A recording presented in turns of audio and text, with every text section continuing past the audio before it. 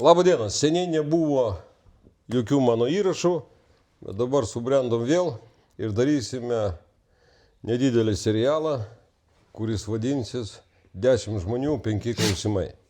Pirmas mano pašnekovas yra mano draugas, kuris nuo 22 metų, kai aš buvau Ukrainoje, man padėjinėjo. Rytis. Labą dieną. Rytė, aš pasirašiau tos 5 klausimus, jie tau yra daugiau suasmeninti. Čia mūsų šuo, ne mūsų, Ryčio šuo Elkas, jisai mums trukdo filmuoti. Tai va, pirmas klausimas, Rytė. Ir iš to pirmo klausimo išeina, kodėl aš sugalvojau šitą ciklą. Todėl, kad pats pradėjau užmiršti, kas ir kaip buvo. Tai va, tau, pirmas klausimas. 22 metai, vasario mėnesis 24 diena. Ką tu tą dieną darėjai ir ką tu prisimeni? Jo, ką prisimeni. Iš tikrųjų nelabai ką prisimenu, tas nuėjo pakankamai į foną. Atsimenu, kad žiūrėjau televiziją apie tuos tankus, ta prasme, technikos kirtimus, sienos ten tie buvo, kur limituoti video. Atsimenu, kad aš pradėjau kapstytis, kuo daugiau informacijos stengiausi susirinkti.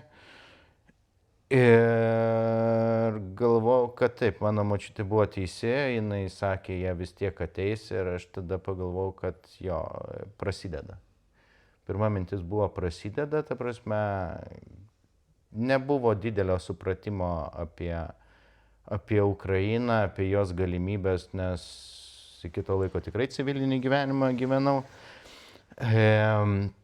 Ukraina irgi man buvo tokia, jeigu taip sąžiningai, tolima šalis. Ir tada aš Ukrainą tokią, pagal geriausius Rusijos propagandos principus, man tokia buvo, kur, beveik Rusija turbūt, gal kažkuo skiriasi, kažkada esu buvęs tenais kaip turistas, kaip ir žmonės svetingesni, normalesni, bet man jie buvo tokie, kur labai arti Rusijos. Tai va, tai tą prisimenu, kad toks kaip buvo, dėl manęs pačio tai buvo, kad taip mintis, kad prasideda, ateis ir pas mus. Dėl Ukrainos, neturėjau žalio supratimo, kas tenais nutiks, kur jie sustos ir panašiai. Ir aišku, į 24 dienos pabaigą, gal 25, pradėjau matyti, kad jie kažkaip laikosi ir jie kažkaip dar, ne tai, kad laikosi, bet pagal tas kazokų tokias tradicijas dar liepia tiem kariams sakyti Polenice, ar kaip ten, aš to neišmokau ištarti, Aš irgi šito negaliu ištarti, praleidžiu. Taip, ir jo, tada labai, labai susimaščiau, kas tai yra per tauta ir kad pas jie su rusais, ko gero, labai mažai susiję. Gerai, tada greitai perinam į antrą klausimą. Ką sugalvojai daryti, kokios mintis atėjo į galvą asmeniškai tau, ką reikia daryti? Pirma mintis buvo taip, kad aš nesu geras žmogus. Pirma mintis buvo ta, kad jeigu jie nors kiek laikosi, tai jiem reikia padėti kuo daugiau, nes kitaip ateis pas mus. Tai va, ir tie pirmieji žingsniai buvo pakankamai gaivališki, ta prasme, mes ten per pažįstamus, per kas ką gali padėti, ta prasme, mes ten surinkom kažką, ką galėjom ir staigiai, kaip tik galima greičiau lėkėm į Ukrainą. Tai va, tai kažką... Kada buvo pirmas išvažiavimas? Gal atsimeni kokią datą? Reiktų žiūrėti turbūt pase, jeigu pase tada dar žymėjo. Bet turbūt buvo kovo mėnesis, man atrodo, kad tai buvo kovo mėnesis. Kovo antrą pusę? Ar kovo pirmą pusę? Galiu pasikelt nuotraukas, neturi reikšmės. pasižiūrėti, bet jo. Jo, visi mes ten kovo mėnesį atsirado, ten, kas anksčiau, kas vėliau neturi reikšmės. Gerai, labai sunkus klausimas. Tai kaip vis dėlto ta mintis konkrečiai, kad dirbti, kaip Ukrainoje sakoma, volontiorų, savanorių pas mus, jeigu taip išversti lietuvių kalbą. Taip labai konkrečiai, vienu, dviem sakiniais, kaip apart to, kad tu norėjai padėti, kaip jinai susikristalizavo, nes tai ne vienkartinis. Aš žinau daug žmonių, kurie vienkartinių nuvažiavo, padėjo, pamatė, kad tai sunku, metė viską ir daugiau nesirodė. Aš to niekad pats nesirinkau. Ta prasme, šitas darbas būtent pasirinko mane. Turbūt dėl kelių priežasčių, tai tas, kad aš moku keliauti, nes didelė dalis kelionės, savanoriavimo tai yra būtent kelionės. Aš suprantu techniką, aš tarkim moku vairuoti gal truputėlį geriau negu vidutinis vairuotojas. Daug geriau. Kaip sakyt, ir aš turbūt tas yra gerai, kad aš nepasimetu ir kritinėse situacijose, o tai duoda tą pliusą, kad tada tenais yra žymiai paprasčiau. Jo, galiu patvirtinti, kad Rytis nepasimeta kritinėse situacijose ir aš mažai mačiau žmonių, kurie sugeba važiuoti su atidarytų kapotu per Varšuvos kamščius, kai mašina sugenda. Jo, čia tikrai toks yra. Kaip tu manai, kodėl žmonės, kiti, ne tu, ne aš, padeda Ukrainai? Ar tai yra tai, kas prasidėjo, kad reikia padėti, nes tai ateis pas mus? Ar tai yra kažkoks tai hobis pasidaro žmonėm?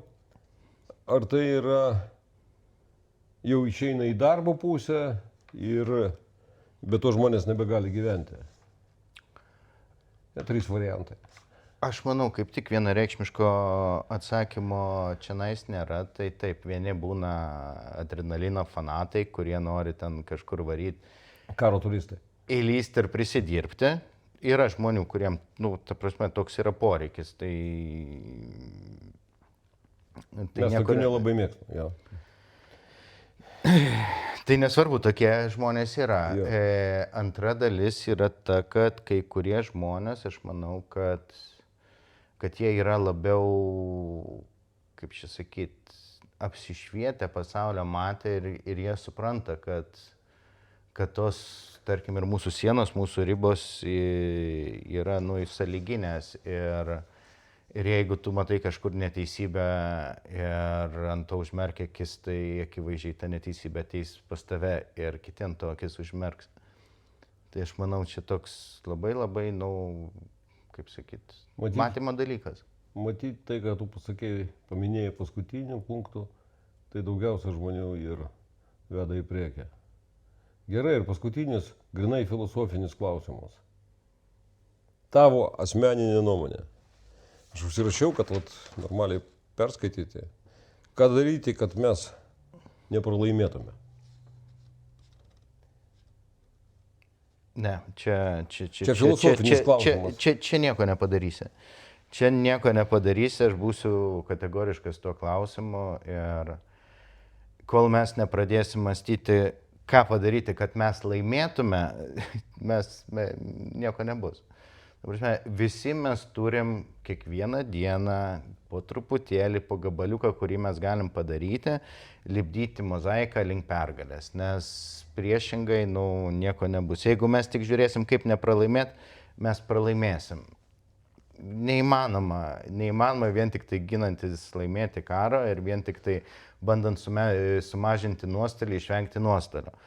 Dabar, tu kaip tik turi ieškoti būdų, kaip tą karą laimėti ir kaip jo, vadinkim taip, ne kažkada kažką nuveikti, o būtent kiekvieną dieną nors truputėlį pajudėti link to taško savo pajėgom, kaip tą karą laimėti. Ačiū Rytį, nes aš tave pagavau iš tikrųjų, nes klausimas skambėjo kitaip parašytas. Ką ką turime mes daryti, kad laimėtume. Jo, O aš tau norėjau pakabinti ant to, kad nepralaimėtum. Nu, matyt, todėl aš su tavim tiek metų kartu ir esu ir labai greitai iš tikrųjų norėtųsi, kad mūsų bendradarbiavimas greičiau pasibaigtų. Kad jo nebereikėtų. Ir mes galėtumėm sėsti ir kur nors pakeliauti. Jo. Tai mes dabar pakeliavom, bet kitą kryptimą. Ačiū. Laukite kitos laidos. Čia buvo pirma laida, neužilgo išeis dar 9.